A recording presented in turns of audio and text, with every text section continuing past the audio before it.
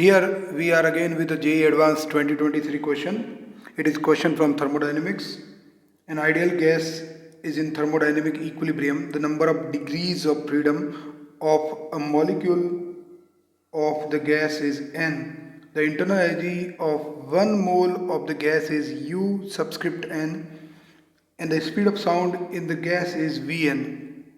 At a fixed temperature and pressure, which of the following is correct option? So we have been asked about the internal energy and speed. So Vn here represent speed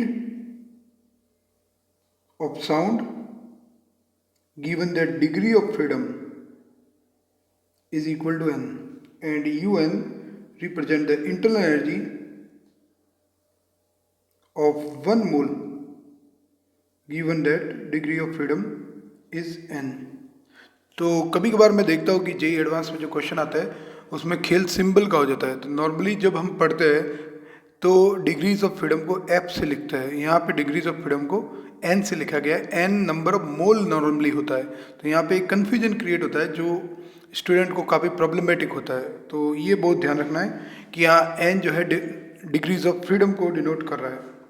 Now we know the formula for Un is equal to, for 1 mole is CVT. वैसे वो NCVT होता है लेकिन अब ये simply CVT हो जाएगा और CV की वैल्यू जो हो जाएगी वो हो जाएगी F/2 RT. तो हमारे पास फॉर्मूला आ गया F/2 RT. F की जगह यहाँ पे जो सिंबल यूज किया गया है वो है N/2 RT. तो सिंपल सी बात है कि if n is larger than the internal energy will be also larger. तो यहाँ से ये बहुत क्लियर है कि डिग्रीज ऑफ फ्रीडम ज़्यादा होगी तो इंटरनल एनर्जी भी ज़्यादा होगी.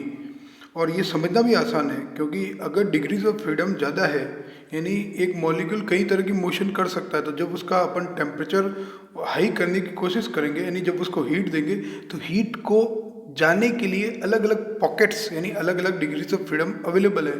तो सेम टेम्परेचर राइज के लिए वी नीड मोर हीट और इसलिए और जितनी ज़्यादा हीट देंगे वो कहाँ जाएगी, वो इंटरनल एनर्जी की फॉर्म में स्टोर हो जाएगी. नाउ जो हमारे पास Vn का फॉर्मूला था speed of sound that is equal to gamma RT by the molar mass of gas which is a constant.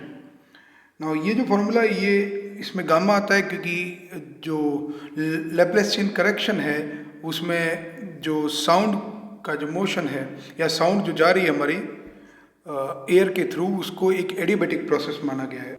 जो गामा है वी नो दैट CP/CV होता है. CP जो होता है CV + R होता है.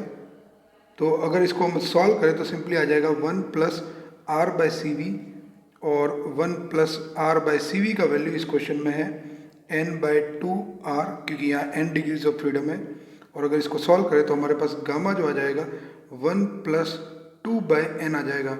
यानी ये जो वैल्यू हो जाएगी वो हो जाएगी 1 + 2/n RT/m0 that is the molar mass. Now जब n बढ़ेगा यहाँ पे as n increases we will decrease. Correct है. तो अब अपन ऑप्शंस को देखते हैं. यहाँ पे V6n बढ़ रहा है, V डिक्रीज होना चाहिए तो ये ऑप्शन तो गलत हो गया. यहाँ पे n लार्जर है लेकिन V भी लार्जर है तो ये ऑप्शन भी गलत हो गया. यहाँ पे V जो है स्मॉलर है, n जब स्मॉलर है तो V लार्जर है तो ये ऑप्शन सही है. और यहाँ पे जो इंटरनल एनर्जी है n के साथ बढ़ती है तो ये ऑप्शन बिल्कुल ठीक है. अगर लास्ट ऑप्शन में देखें तो यहाँ भी n लार्जर के लिए V लार्जर है जो कि एक गलत ऑप्शन रहेगा.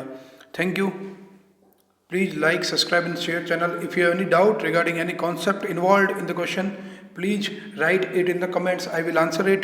Thank you.